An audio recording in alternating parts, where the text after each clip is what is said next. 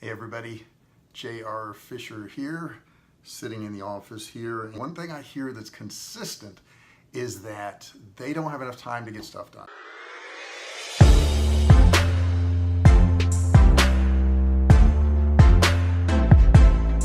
They never have enough time. Time's the issue. If they just had more time, and to even say that statement is kind of funny, if I even had more time, because you'll never have more time. It's not going to happen. As we all know, we have 24 hours a day, and what is that, about 1,440 minutes a day to do anything. What is that, 86,400 seconds? So we all have about the same amount of time. It's just a matter of how we can squeeze more out of that time, and that's really what I wanted to talk to you about today. It seems like there's so many people out there that get so much done. I mean, they invent things and they write books and they learn languages and they're at the gym and they're working out and they're in shape and they make tons of money. And you sometimes sit back and you say, wow, how do they do that? I mean, how do they have enough time? That's the first thing, when we see somebody who accomplishes a lot, the first thing we're going to say is, how do they have enough time to do that? I don't have the time. I would love to do all those things, but I don't have the time. So the thing we try to do is we try to control our time. We say, well, we just need to control our time better. That's the thing we need to do. When in fact, you can't control your time. It's impossible. Time can't be controlled no matter what you do. I mean, literally, no matter what you do, time's going to pass by, and it's going to pass by at the same rate for everybody, so you really can't control time. So what's the answer? I mean, what is the answer to getting more productive and doing all these things? The answer is controlling your actions, but your actions are based on several different things. Now, if you can control your actions, what you do on a daily basis, obviously you'll get more done. But how do we go about that? Well, in the Industrial Revolution, they said, well, we just need to be more efficient. So these factories would come up with tips and processes and, things to maybe make that assembly line more efficient, make their workers more efficient. But this was really only a single way of thinking about it. It was kind of one-dimensional way of thinking about it, that if I can just become more efficient, because, there were things about efficiency that we didn't understand and that we didn't know what we had to do. So along in the 80s we said, well, we have to look at a couple other things. Okay, we have to add another level to this, maybe two-dimensional. It's got to be, we got to add urgency to it. Okay, how urgent is this item that we're going to do? I mean, we want to be efficient, but we want to know how urgent it is, and then we want to know how important it is. Okay, so if we do those two things, then of course we're going to be able to prioritize. Okay, that was the new buzzword in the 80s, is that everybody was prioritizing things, and that way they were always getting, the right things done. And that kind of fell by the wayside too, because the thing is, as soon as you prioritize something, what are you really doing?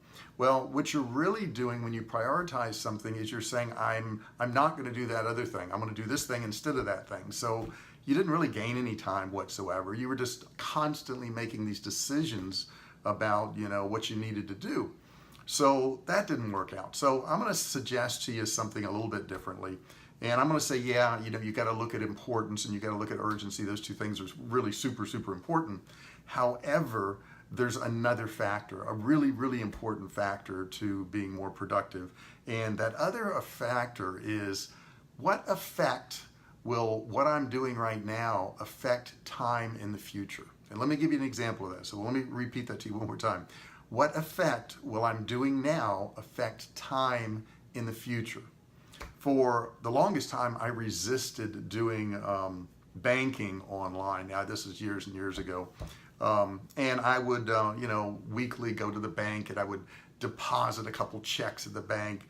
And my wife would look at me and say, why don't you just do it on your phone? Why don't you just do it on your phone? And I never really looked at that. And I thought, well, God, it's going to take an hour to set this up on my phone, and get online. I've got to put in all these accounts and do it. This is going to take so much time. I don't have time to do that.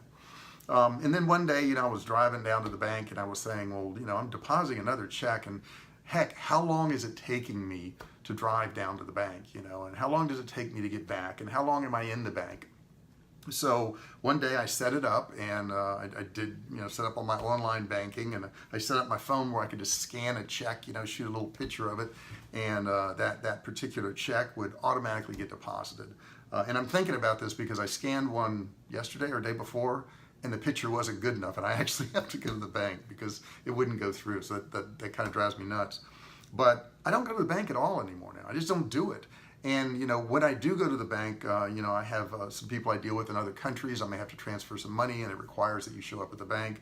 I look around in there and I see people cashing checks and getting money out and depositing checks, and I don't understand it. Why wouldn't you just pick up your phone, take a picture of it, and get it done?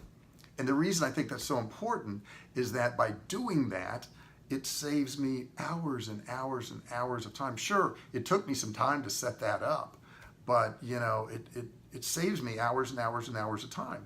So we come to the next level, and the next level is when you look at how much time it's going to take you to do something now versus how much it's going to save you, and you look at the urgency of it, and you look at the importance of it, it kind of falls into this funnel of things that you need to do on a daily basis. So once it falls into that funnel, there's certain levels of things that we need to look at. And what are those levels? Well, the first one would be, is it something that I could just eliminate altogether? Is this something that, I don't even have to do? I mean, a lot of the things we do on a daily basis, like maybe check our email 20 times a day, or maybe go into social media and see who's liked a picture or something like that, could be done once a day, not 50 times a day, not 20 times a day. So the first step is, can you eliminate? Okay, and if you can't eliminate it, let's say it has to be done. This is something that has to get done. Is it something you could automate?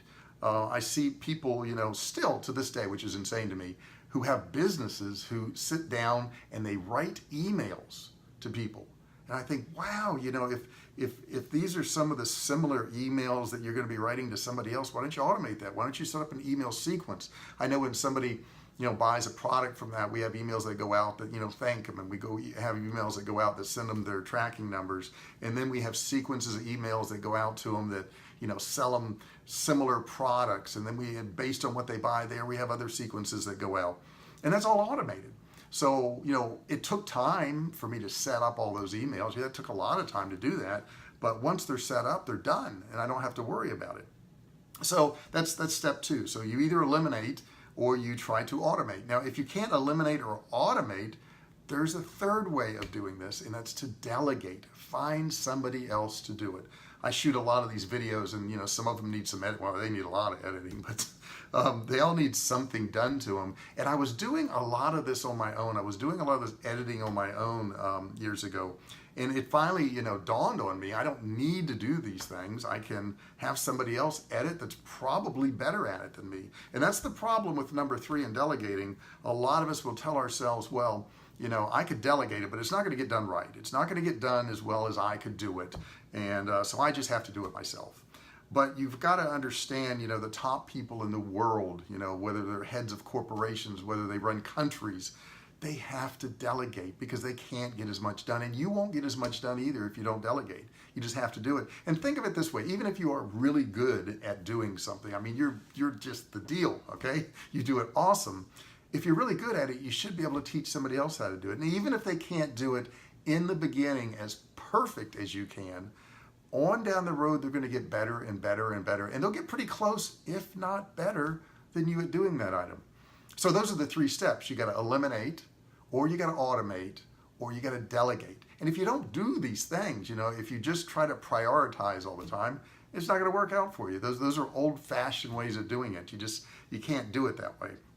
And then I'm going to give you one more thing that you can do. If it falls all the way through, if it falls through the eliminate, automate, delegate, and it's still setting there, put it off. Yeah, put it off. Put it off until a later time, and then put it in the top of that little funnel again and run it through it. And what you might find is some of these things you procrastinate on. Now, I'm going to tell you the good kind of procrastination. The good kind of procrastination is that you know it needs to be done and you're not putting it off because you don't feel like doing it. You're putting it off because it fell through one of these filters. It was something you couldn't eliminate, you couldn't automate, and you couldn't delegate. Okay, that's a good kind of procrastination. You said, I'm going to set this aside, I'm going to look at it again later on. But if it falls through that funnel 2 or 3 times, it falls through. The next time it gets to the top where it says eliminate, just eliminate it. If it's not important enough to do one of those 3 things with, or it's not important enough for you to handle it right now, it's probably not that important. So please keep in mind that if you want to get done more on a daily basis, if you want to be more productive, if you want to achieve all these things, you've got to run it through some of these filters. And when you run it through some of these filters and you look at it a little bit differently and you actually stop and think about it, like I stopped and thought about, getting that automated banking thing set up years ago, you're going to find that you have more time. And that's what you want to do. You want to develop more time, because if you can get more time in the future, like if I don't have to drive to that bank and go back and forth, I'll have that extra time and I can use that extra time for something else, which is going to make me a lot more productive. Now, last thing I'm going to share with you is if you're one of those people who just can't say no to anything, you're like, JR, I just can't say no though. I mean, when I've got stuff to do or somebody asks me to do something, it's just something I've got to do. I can't say no. Understand that you always say no. Now, what do I mean by that? If you're saying yes to anything, you're saying no to a lot of other things. So you're always saying no. So don't believe that you can't say no, because you're doing it all the time right now because you're saying yes to some things. And every time you say yes to one thing, you're saying no to a whole bunch of other things. So just decide what's important to you, run it through those filters, and I bet you're going to be more productive.